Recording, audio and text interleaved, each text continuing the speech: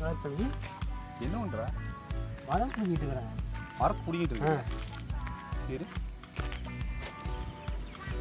மரத்தை நீ எப்படி கையில பிடிங்குவ? இல்லை ஒன்றும் இல்லை, விவேக் சார் சொன்னார்ல. விவேக் சொன்னாரு மரம் செடி தான் நெடுங்க, மரம் அதாவது மரத்தை நெடுங்கன்னு சொன்னாரு. அதான் பண்ணிட்டு இருக்கிறேன். நீ என்ன பண்ணிட்டு இருக்கிற? இந்த மரத்துக்கு இங்கே வைக்க போகிறேன். பனகொடத்துலையங்கிற சரியா தான் இருக்குது. மரத்தை எப்படி நீ தூக்கி அங்க நடுவ?